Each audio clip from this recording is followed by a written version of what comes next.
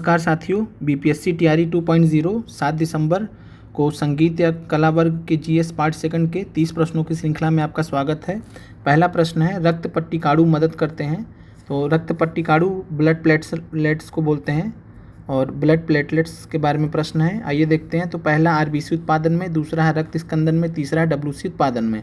तो जो रक्त पट्टिकाणु होते हैं, ब्लड प्लेटलेट्स होते हैं, किस में हेल्प करते हैं? तो रक्त स्कंदन में, जिसको हम ब्लड क्लॉटिंग बोलते हैं।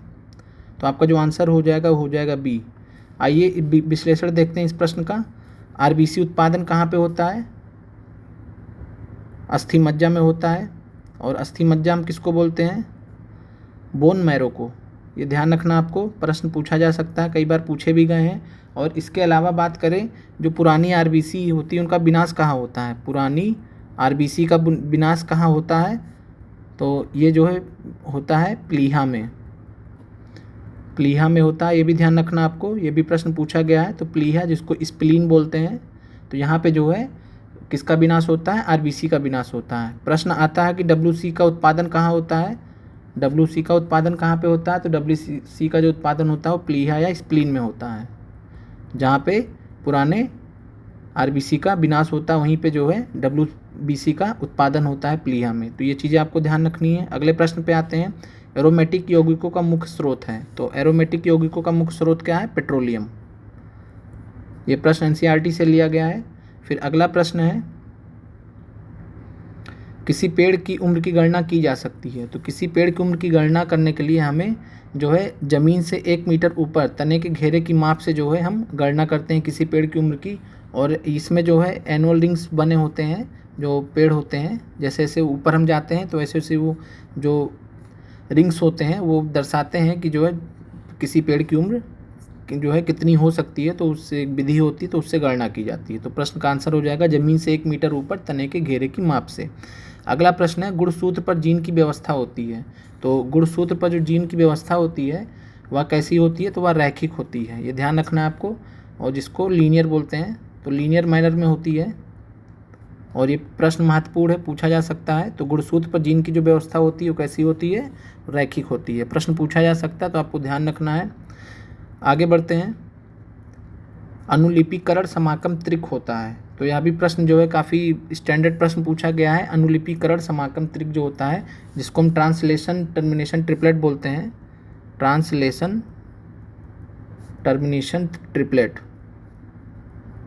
Termination triplet. और ये कौन सा होता है? तो यूएए होता है, ये आपको ध्यान रखना है। और इस स्टेज में जो यूएए होता है, इस स्टेज में जो है प्रोटीन निर्माण की प्रक्रिया पूरी तरीके से रुक जाती है। प्रोटीन, ये ध्यान रखना आपको। तो प्रोटीन निर्माण की प्रक्रिया पूरी तरीके से रुक जाती है। प्रक्रिया पूरी तरीके से रुक जाती है। आगे बढ़ते हैं। प्रश्न संख्या 44 है, केचुए में कितने पार्श्व हृदय पाए जाते हैं? तो इस प्रश्न का जो सही जवाब है वह है बी ऑप्शन, यानी कि 8। और केचुए में जो है कितने पाए जाते हैं? अर्थवाम में। तो अर्थवाम में जो है 4 पेयर पाए जाते हैं। 4 जोड़े जो है हर्ट के पाए जाते हैं। तो 4 जोड़ों का मतलब हुआ 8 हुआ। और इसके अलावा जो यहाँ पर आपको ध्यान रखना है इस प्रश्न से रिलेटेड, कॉकरोच में 13 चैम्बर्ड हर्ट पाए जाते हैं। 13 चैम्बर्ड हर्ट पाए जाते हैं, सी फॉर चैम्बर। और अगर बात करें उभयचर की, उभयचर यानी मेढक, जैसे मेढक है तो उभयचर है, जो पानी और स्थल दोनों पे रहते हैं। तो इनमें जो है कितने चैम्बर्ड होते हैं? तो 3 चैम्बर्ड हर्ट होते हैं। और अगर बात किया जाए मछलियों की, तो मछलियों में जो है 2 चैम्बर्ड हर्ट होता है। तो ये आपको ध्यान रखना है।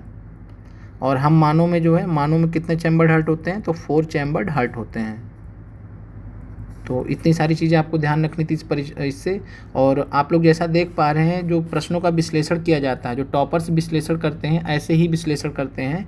और इसलिए जो है, और ऐसा विश्लेषण गारंटी है कि पूरे यूट्यूब पे आपको कहीं नहीं मिलेगा। और ना ही ऐसे प्रश्न मिलेंगे जो कि बीपीएससी ट्री में पूछे गए हैं। लेकिन कोई भी जो है चैनल इन प्रश्नों को नहीं कराता है, क्योंकि इसका जो ऐसे प्रश्नों का जो एक्सप्लेनेशन होता है काफ़ी स्टैंडर्ड होता है।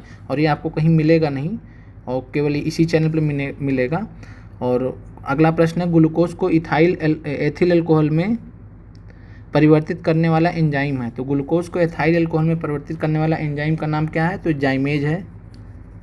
और यहाँ पे आपको ध्यान रखना है कि जो इन्वर्टेज होता है ये जो है सुक्रोज को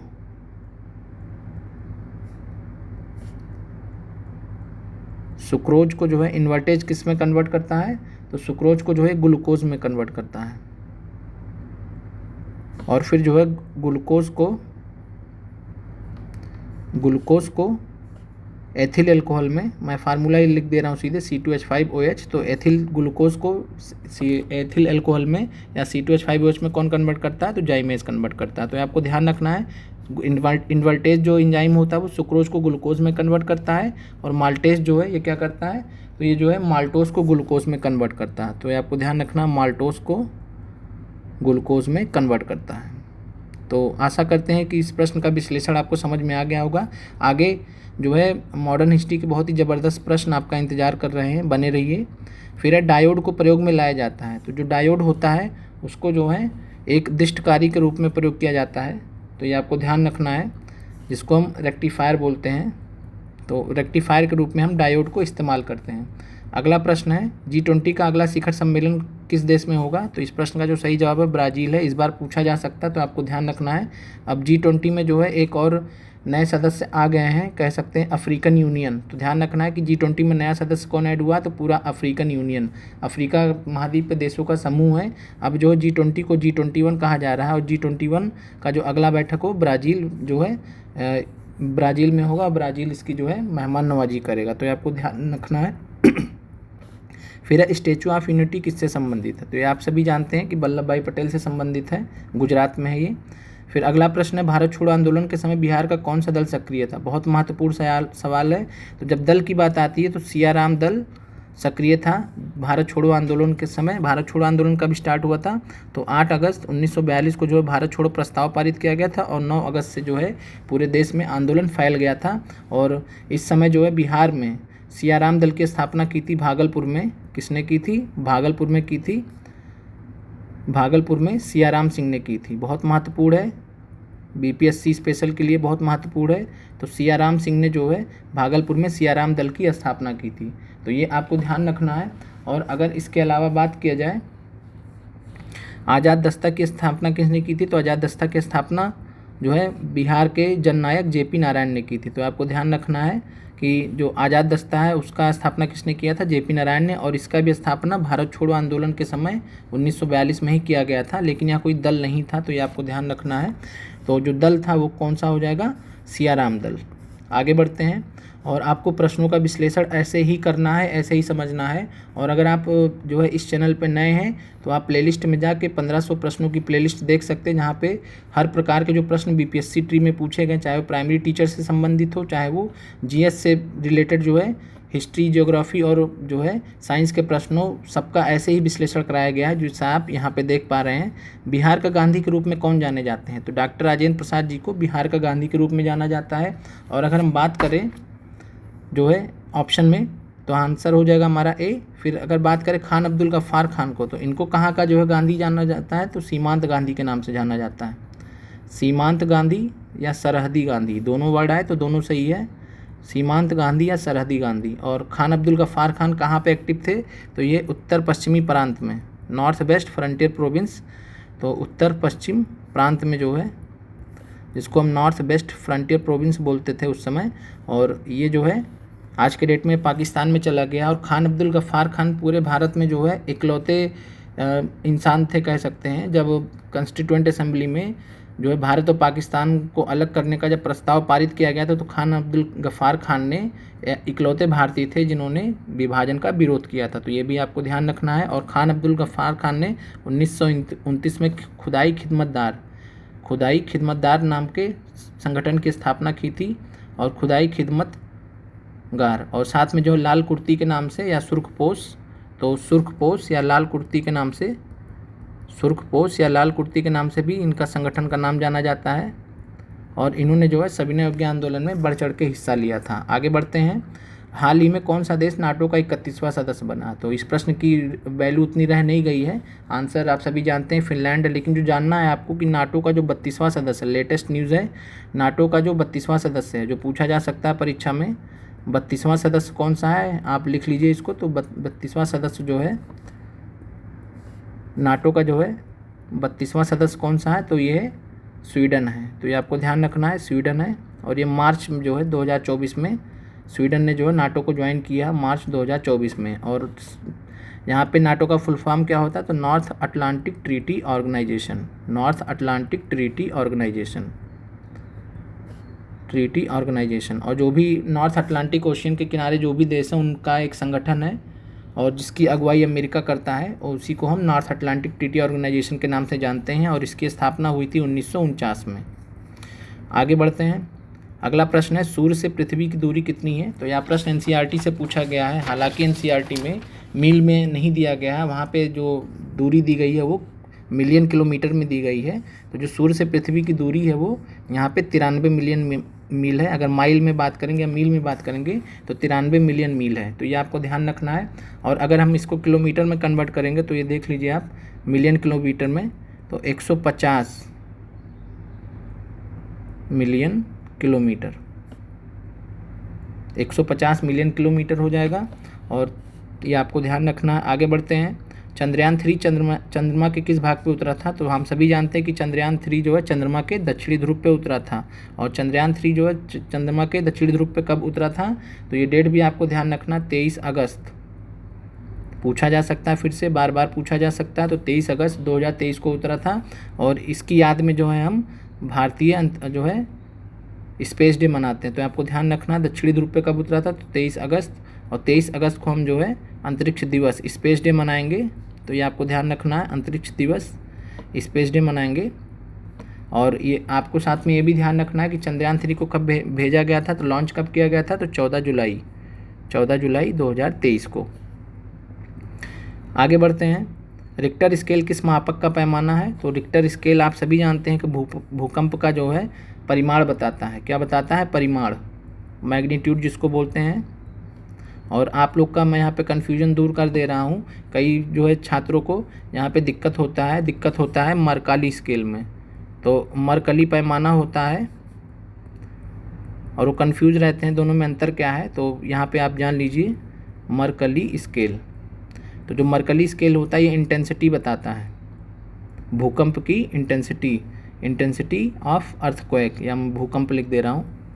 तो जो भूकंप की तीव्रता होती है वो कौन बताता है, मरकली पैमाना। भूकंप की तीव्रता कौन बताता है, मरकली पैमाना। तो ये आपको ध्यान रखना है। और फिर भूकंप का परिमाण या मैग्नीट्यूड कौन बताता है, तो रिक्टर स्केल। तो ये आपको ध्यान रखना है। अगले प्रश्न में चलते हैं। कुल जनसंख्या एवं कुल क्षेत्रफल के अनुपात को क्या कहते हैं।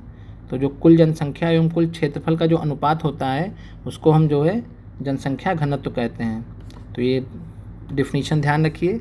जो जनसंख्या घनत्व होता है तो ये जो है किसके बराबर होता है, तो कुल जनसंख्या, यानी कुल जनसंख्या और कुल क्षेत्रफल का ये अनुपात होता है। फिर आगे बढ़ते हैं। अगला प्रश्न है, कोयला नगरी किस स्थान को कहते हैं। तो आप सभी लोग जानते हैं कि धनबाद को जो है कोयला नगरी कहते हैं, कोल सिटी ऑफ इंडिया कहते हैं, कोल सिटी ऑफ इंडिया कहते हैं। और अगर हम बिहार में भागलपुर को देखेंगे तो भागलपुर को जो है सिल्क सिटी ऑफ बिहार कहते हैं। तो ये भी आपको ध्यान रखना, भागलपुर को सिल्क सिटी ऑफ बिहार कहते हैं। और रानीगंज में जो है भारत का दूसरा सबसे सेकंड लार्जेस्ट जो है कोल फील्ड है, सेकंड लार्जेस्ट कोल फील्ड है। और रानीगंज कहाँ पे, तो पश्चिम बंगाल में है, सेकंड लार्जेस्ट कोल फील्ड है भंडार की दृष्टि से। आगे बढ़ते हैं। शांत घाटी किस राज्य में स्थित है। तो शांत घाटी माने साइलेंट वैली, तो सभी लोग जानते हैं, एनसीईआरटी में भी दिया हुआ है, ये केरल में है। और अगर बात करें हम असम की, तो असम में जो है जो आपको ध्यान रखना है वो कौन सा है, काजीरंगा, जहाँ पे एक सींग वाला गैंडा पाया जाता है सबसे ज़्यादा। तो काजीरंगा ध्यान रखना आपको। इसके अलावा मानस ध्यान रखना है और ओरांग, ये 3 नाम आपको ध्यान रखने हैं। तो ये तीनों नेशनल पार्क कहाँ पे स्थित है, असम में है। पश्चिम बंगाल की अगर बात की जाए तो पश्चिम बंगाल में आपको जो बुक्सा याद रखना है, बुक्सा टाइगर रिजर्व, TR लिख दे रहा हूँ मैं। तो बुक्सा टाइगर रिजर्व कहाँ पे, पश्चिम बंगाल में। साथ में जो है Sundarvan biosphere reserve and tiger reserve या नेशनल पार्क भी बात आए तो एक ही है। तो सुंदरवन भी कहाँ पे, पश्चिम बंगाल में है। और सुंदरवन जो है किसके लिए फेमस है, तो रॉयल बंगाल टाइगर के लिए और साथ में सुंदरी वृक्षों के लिए। उसी से उसका नाम पड़ा है।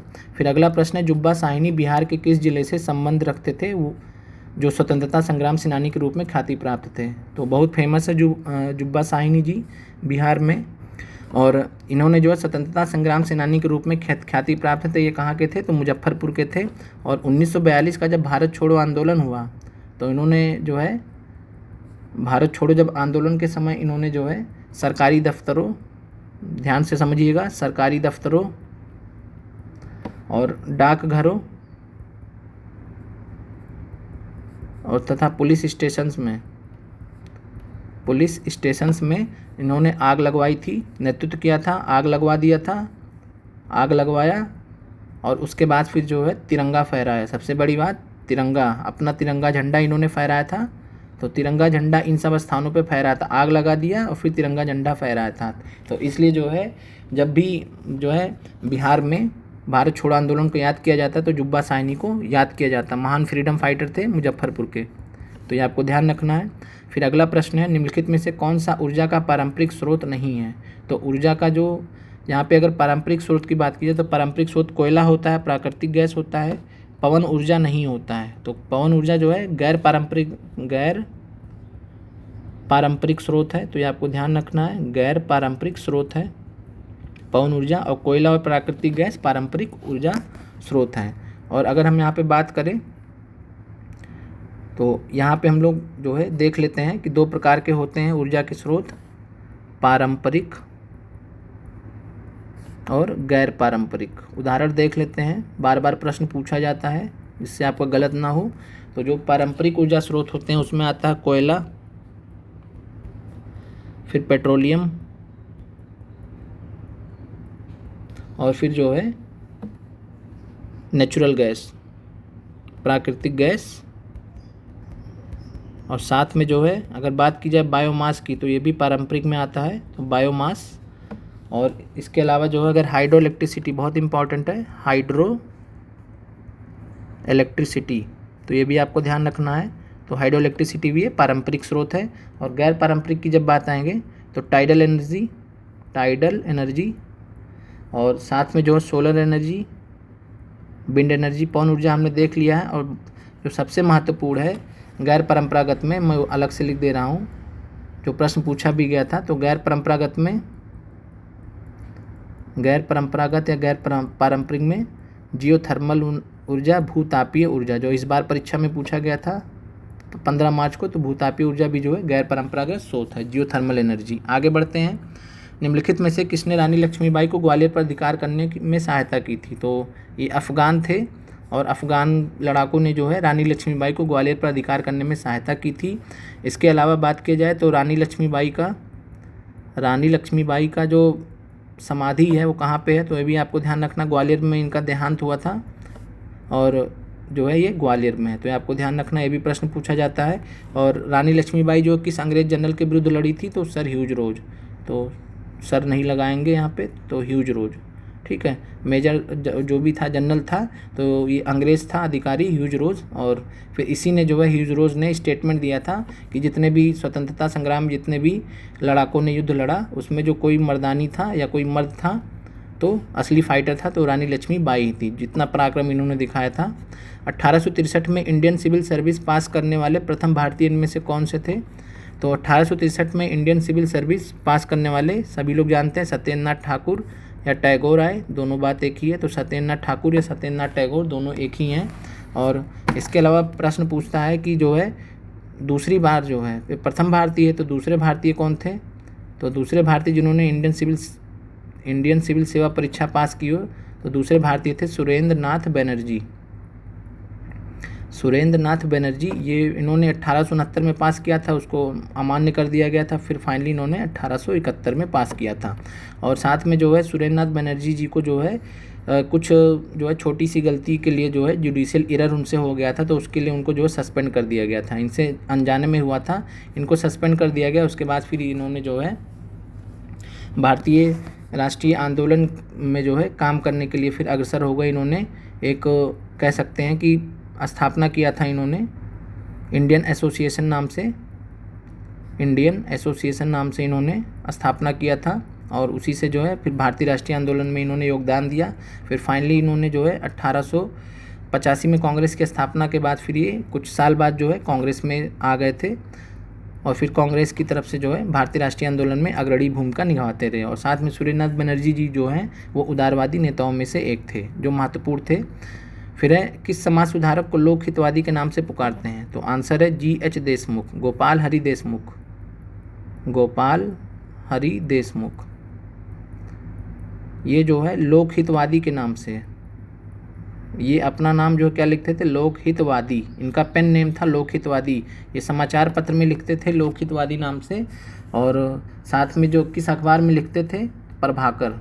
तो प्रभाकर अखबार महाराष्ट्र में, तो ये ध्यान रखना है, प्रभाकर अखबार महाराष्ट्र के लिए जो है ये जो गोपाल हरि देशमुख जी हैं तो ये लोक हितवादी नाम से जो है पेन नेम से वो जो है अपना उसमें लिखते थे।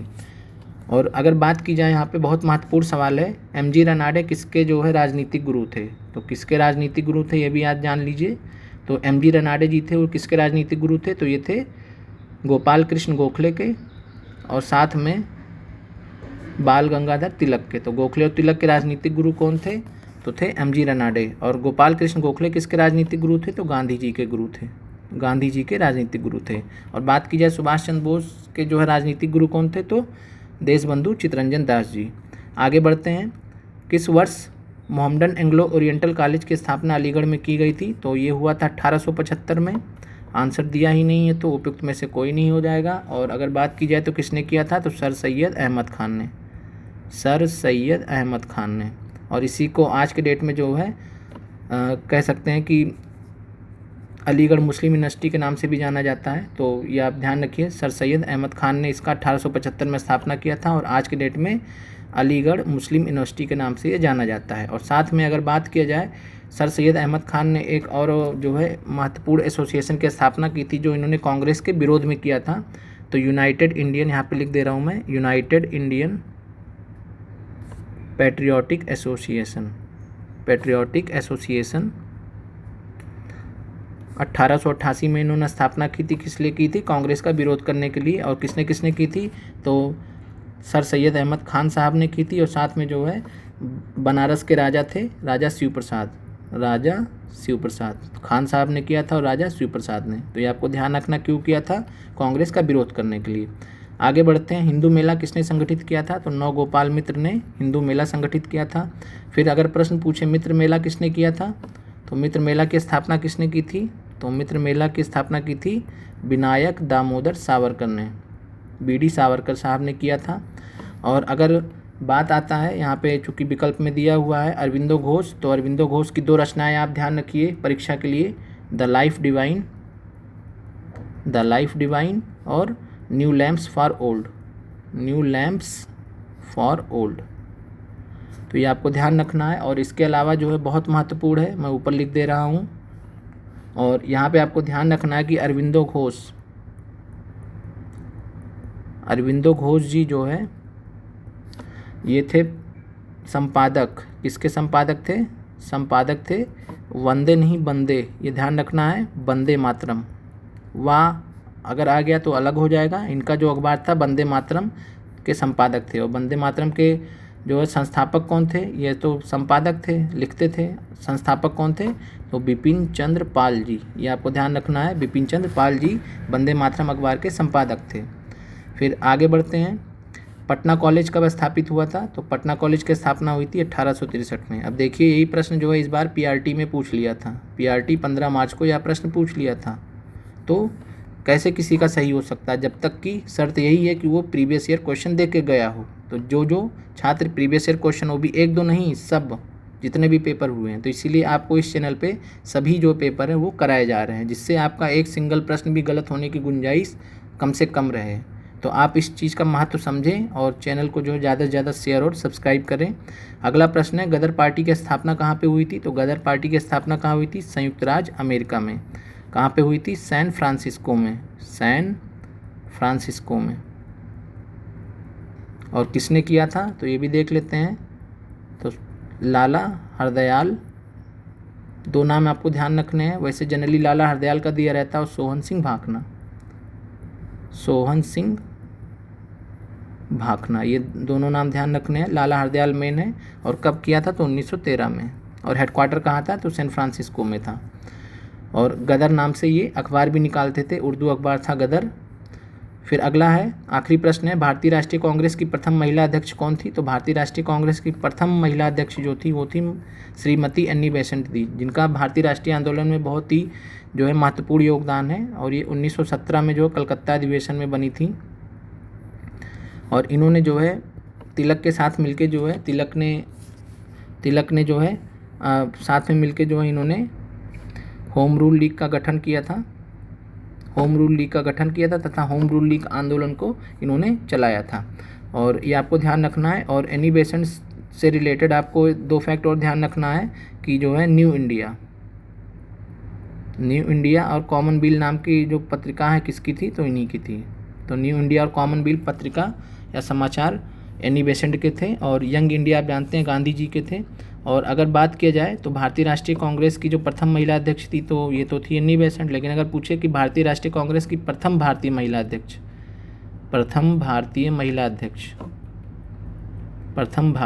अध्यक्ष अगर ये पूछ ले तो इसका आंसर क्या हो जाएगा, सरोजनी नायडू जी। और ये कब हुई थी, 1925 में कानपुर अधिवेशन में। तो ये आपको ध्यान रखना, 1925 में कानपुर अधिवेशन में ये हुई थी। और इसके अलावा बात करें तो 1924 में जो है बेलगांव कर्नाटक में जो है कांग्रेस का अधिवेशन हुआ था। और उसमें जो है गांधी जी ने एकमात्र बार कांग्रेस के जो है अधिवेशन की अध्यक्षता की थी। तो ये आपको ध्यान रखना है। और अगर प्रश्न पूछे कि भारत के जो है पहले कांग्रेस के पहले प्रथम अध्यक्ष कौन थे, तो कांग्रेस के जो है प्रथम अध्यक्ष ये भी जान लीजिए। तो प्रथम अध्यक्ष थे डब्ल्यू.सी. बनर्जी, विमोचन चंद्र बनर्जी। और इसके अलावा अगर बात करें तो जो है दूसरे कांग्रेस के दूसरे कौन थे, तो दूसरे अध्यक्ष थे दादाभाई नौरोजी। और अगर पूछे प्रश्न कि कांग्रेस के जो है पहले मुस्लिम अध्यक्ष कौन थे, तो कांग्रेस के पहले मुस्लिम अध्यक्ष कौन थे, तो ये भी ध्यान रखना है। तो बदरुद्दीन तैयब जी, ये आपको ध्यान रखना है। तो बदरुद्दीन तैयब जी बहुत ही महत्वपूर्ण उदारवादी नेताओं में से एक थे तैयब जी। तो साथियों आज की जो क्लास है वो ख़त्म होती है। फिर मिलेंगे हम अगले जो है प्रीवियस ईयर एनालिसिस में। और इस प्रीवियस ईयर एनालिसिस में आपको कुल जो है बीपीएससी टीआरई 1 से 2 से और 3 से लगभग 1500 क्वेश्चंस कराए जाएंगे। और इनमें से काफ़ी सारे प्रश्न जो है ऐसे भी हैं जो आपने नहीं देखे होंगे।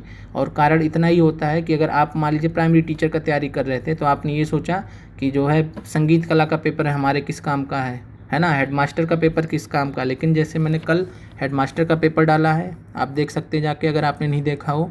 आज मैंने जो है संगीत कला का डाला है, तो आप देख पा रहे हैं कि बराबर महत्वपूर्ण है। तो इसलिए जो है मैं बार बार कहता हूँ कि प्रीवियस ईयर क्वेश्चन एनालिसिस सबसे महत्वपूर्ण। अगर ये आप करके नहीं गए तो आपने अपने 15 से 20 नंबर वैसे ही गंवा दिए। कारण है कि ऐसे ऐसे क्वेश्चंस आ जाएंगे जो पूछे गए हैं और वो किसी को नहीं आता होगा, वो आता सिर्फ उसी को होगा जिसने प्रीवियस ईयर क्वेश्चंस देखे होंगे। और साथ में चैनल पे जो है बीपीएससी पीसीएस के भी कुछ महत्वपूर्ण प्रश्नों को कराया गया है। पीसीएस प्री के जो है 1990 से 2023 के मध्य जो प्रश्न पूछे गए हैं, जैसे राज्य व्यवस्था का, मॉडर्न हिस्ट्री का और भूगोल का, बहुत महत्वपूर्ण प्रश्न कराए गए हैं बहुत ही कम समय में, ऐसे ही विश्लेषण के साथ में। तो आप लोग जो है चैनल में के कमेंट में, इस वीडियो के कमेंट में मैं वो प्लेलिस्ट जो है लिंक कर दूंगा, जिससे आप लोग उसका भी फ़ायदा उठा सकें। और साथ में जो है चैनल को ज़्यादा से ज़्यादा शेयर और सब्सक्राइब करें, और ताकि जो है आपके लिए हम आगे और भी जो है कंटेंट अच्छे से लेके आ पाएँ। मिलते हैं अगले वीडियो में। जय हिंद साथियों।